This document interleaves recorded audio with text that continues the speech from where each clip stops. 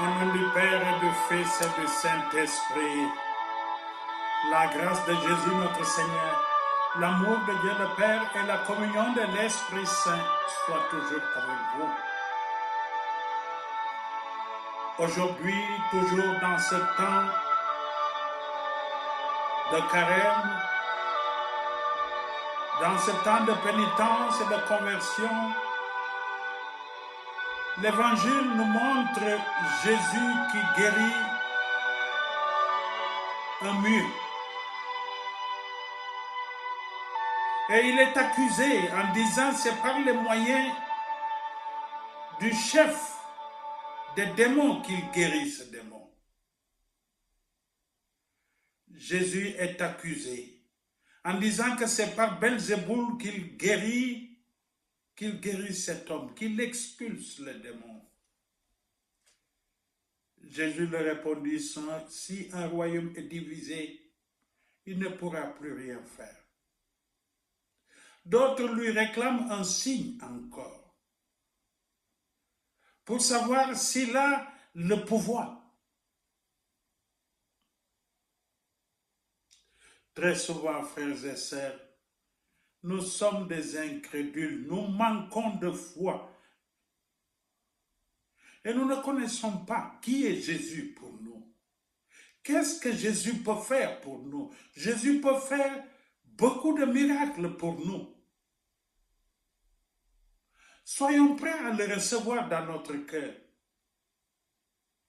Trouvons un moyen d'être seul à seul avec lui et il nous guérira de notre maladie, soit de la surdité, de la cécité. Il nous guérira. Parfois, le péché nous a tellement rongés que nous sommes devenus des malades. Malades psychologiquement, abattus. Mais le Seigneur est là. Venons à sa rencontre. Revenons vers lui de tout cœur pour être guéris de lui.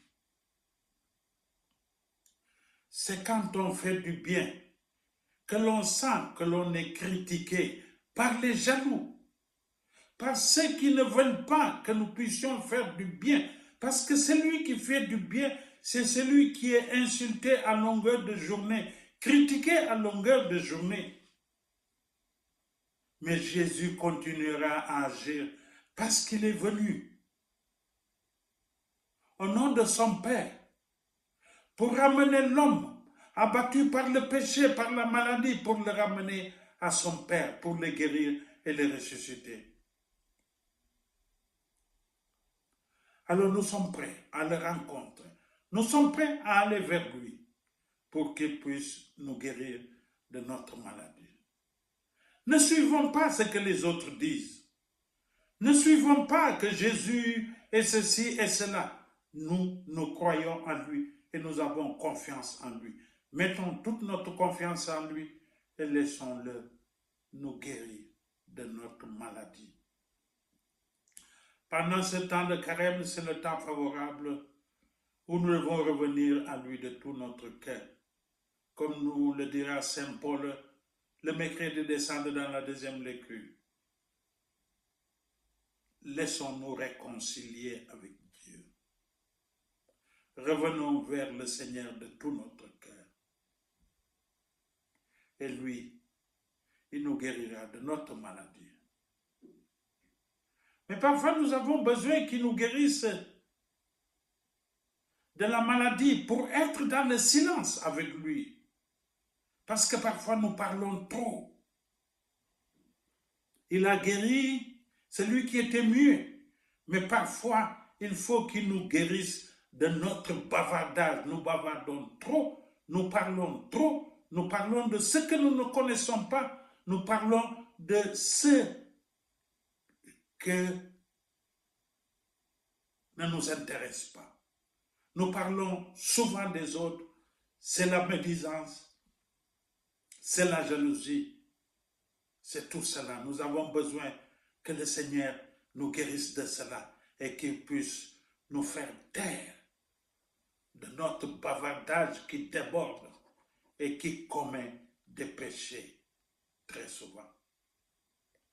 Demandons au Seigneur de nous bénir, que son Esprit Saint nous garde toujours et qu'il nous bénisse au nom du Père et du Fils et du Saint-Esprit. Amen.